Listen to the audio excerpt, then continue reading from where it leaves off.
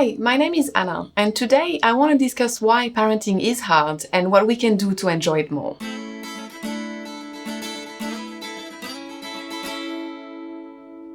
And if you are enjoying these videos, please show me your support by subscribing to my channel and don't forget to hit the bell button so you get notified next time I upload a video. And please also let me know in the comments if there are any specific topics or books you'd like me to cover. First, let me start by being nothing but real here.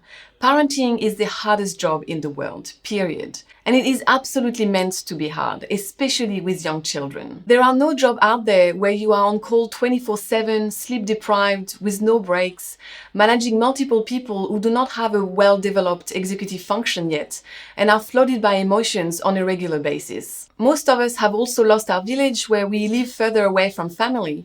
And also, depending on where you are living, both parents may have to work full-time to just be able to live. It is 100% hard. On this channel, I typically summarize a parenting book for you every week to give you the strategies you need to make parenting life easier. And I know these strategies work because I've implemented it myself and they've helped so much. We both are much calmer parents, we have a strong bond with our children, and most importantly, we enjoy parenting so much more. But today I wanted to bring a bit of balance, to let you know that even if you do everything right, you won't escape the fact that parenting is hard sometimes. I think in this information age, it can be quite dangerous because we get so much information about respectful parenting, about the importance of raising children with secure attachment. And I also see so many scripts being posted on social media about saying the perfect thing at the perfect time, that if you have black and white thinking or a fixed mindset, you may be thinking that if you do everything right, you won't struggle anymore. Or worse, you may start taking your children's behavior personally. For example, if your child is having a major meltdown despite you validating their feelings, you may start thinking that you are doing something wrong.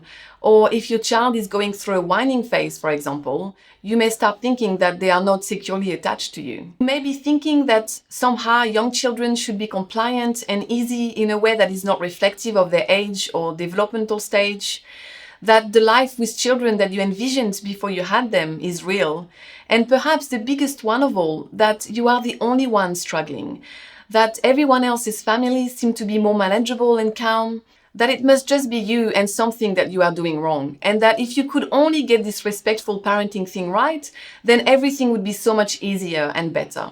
And trust me, I've been there, I understand, and this is exactly why I wanted to bring this topic today. All of what this is a thought issue. This kind of suffering comes from expecting that parenthood and life with young children should somehow be easy, from wanting things to be different than what they are. And this is all an illusion, one huge illusion. So let me unpack each one so you can see what I mean. First, parenting young children is challenging. Some hours and days more than others, but definitely challenging. Here, I want to show you a graph from the Giselle Institute of Child Development, where they studied children from birth to 16 years old over 100 years. And they realized that children go through predictable and sustained periods of regulation and dysregulation. This is what they call equilibrium and disequilibrium. Just like you may be accustomed to the fact that babies go through a fussy period every time they master new skills, this is what you may know as regression or wonder weeks. This continues throughout childhood. For babies, these were a lot more frequent. They were mostly monthly.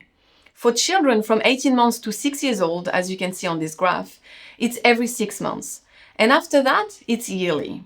And don't get too caught up on the specific ages, as they may differ from one child to another. This is just to illustrate that it is frequent and normal. And it explains why parenting children is a roller coaster, whereby our children are sometimes calm and joyful, and other times more challenging.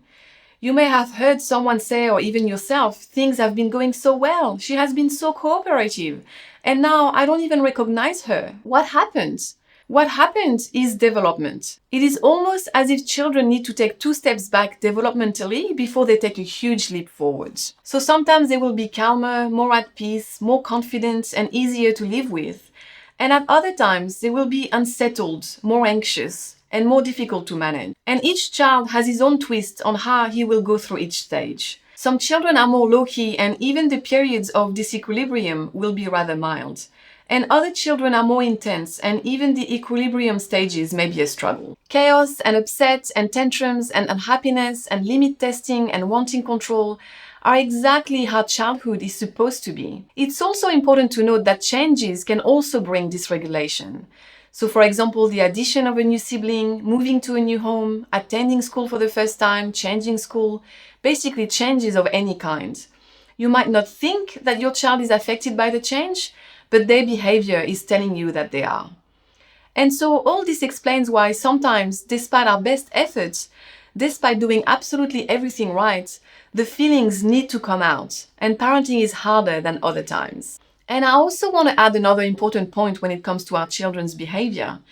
Just like as adults, children have different needs that us alone won't be able to fill. This is a chart that I want to show you that it shows all the needs that every human being has. Us parents contribute a great deal to some of their needs, like the physiological needs and safety needs, but there are also aspects that we can't contribute to, like the friendship bucket, for example, which explains why, despite your best efforts, your child is still struggling because they are having friendship issues, for example, or because they haven't been able to see their friends for so long due to the lockdown this year. And whatever the reasons behind the periods of dysregulation for your child, there are still a few things that we can do to make life easier. Like, for example, avoiding big changes when you know that your child is going through a tough period.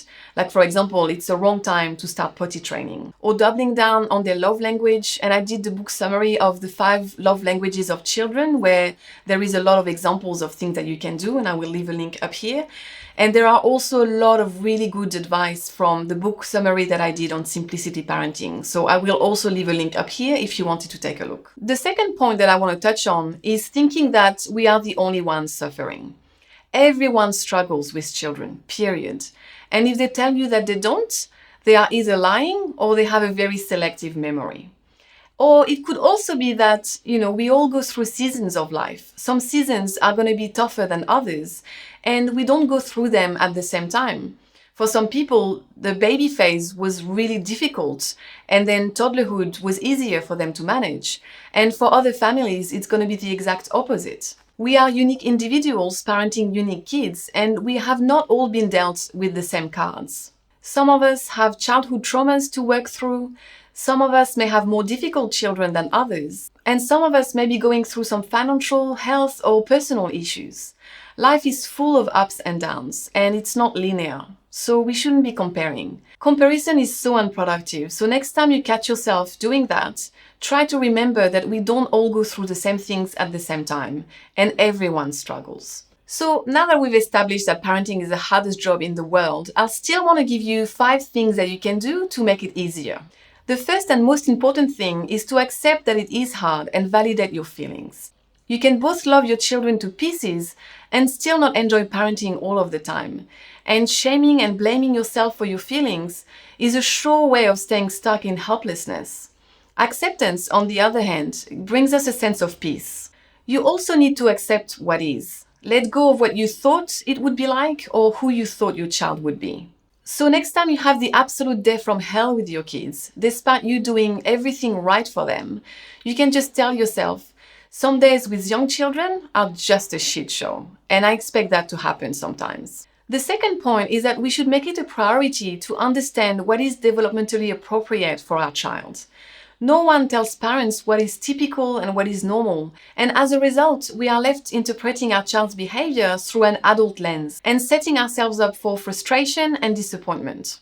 We parents have been given a job without any instructions or understanding about the project.